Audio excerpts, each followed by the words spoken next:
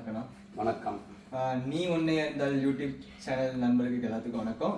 இன்றைக்கி நம்ம அண்ணா வந்திருக்காரு. அவர்கிட்ட கொஞ்சம் இன்ட்ரெஸ்டிங்காக பேசுறது தான் கேட்க போகிறோம். யூடியூப் சேனல் நண்பர்கள், நீ ஒன்றே இருந்தால் யூடியூப் சேனல் நண்பர்களுக்கு அனைவருக்கும் வணக்கம். உங்களிடம் பேசுவது நான் பொன்மணி ஆச்சாரியா, கோயம்புத்தூர் யோகலட்சுமி நரசிம்மர் அறக்கட்டளையினுடைய ஸ்தாபகர், அறிவோம் இந்து சேவா சங்கத்தினுடைய நிறுவனர். நன்றி, வணக்கம். சொல்லுங்கள் தம்பி. நான் இப்போது அன்னபூர்ணின்னு வந்து ரீசெண்டாக இப்போ ட்ரெண்டிங் ஆகிட்டு இருக்காங்க, உங்களுக்கு தெரியும்னு நினைக்கிறேன். ஆமாம் தம்பி. அதாவது அன்னபூர்ணி அப்படிங்கக்கூடியவங்க ஒரு சாமியார். அவங்க இப்போ வலைத்தளங்களில் அவங்க வந்து சூளத்தை கையில் பிடிச்சிட்டு அம்மன் மாதிரியே அப்படியே சேரில் உட்காந்து அப்படியே ஆடுவாங்க. மற்றபடி அருள்வாக்கு சொல்கிறாங்க. நிறைய பக்தர்கள் காலில் விடுறாங்க, தீபாரணை காட்டுறாங்க, எல்லாம் பண்ணுறாங்க. நம்ம அதை கவனிச்சுட்டு தான் இருக்கோம். அதாவது இந்து தர்மம் அப்படின்னு சொல்லக்கூடிய அந்த சனாதன தர்மத்தினுடைய வழிவந்த நிறைய ஆன்மீகவாதிகள் நிறைய பேர் இருக்காங்க. இன்னைக்கு பார்த்தீங்கன்னா, அதாவது புராணங்கள் வந்து ஏகப்பட்ட புராணங்கள் நம்ம இந்து சமயத்தில் உண்டு. வேதங்கள் 4 வேதங்கள் உண்டு.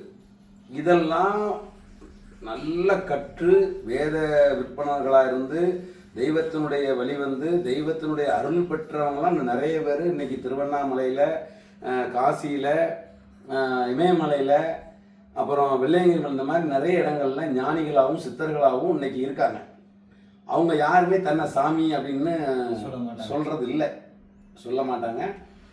அதுவும் போக வந்து சாமி அப்படின்னு சொல்லக்கூடிய அளவுக்கு அவங்களுக்கு அருகதை இருக்கா, அதை பற்றி ஏதாவது ஒரு சப்ஜெக்ட் தெரியுமா, இல்லை ஒரு ஸ்லோகத்தையாவது ஒழுங்காக அவங்களால சொல்ல தெரியுமா?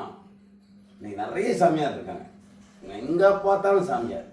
இப்போ ரீசெண்டாக கலையரசன் அவர் வந்து சாமியார்னு சொல்லி, ஆமாம், அகோரி அப்படின்னு சொல்லிட்டு, கலையரசன் அகோரி அப்படின்னு சொல்லிட்டு அவர் பார்த்தோன்னா நிறைய நான் தந்திரிகம் படிச்சிருக்கேன், மந்திரிகம் படித்தேன், அப்படி இப்படின்னாங்க.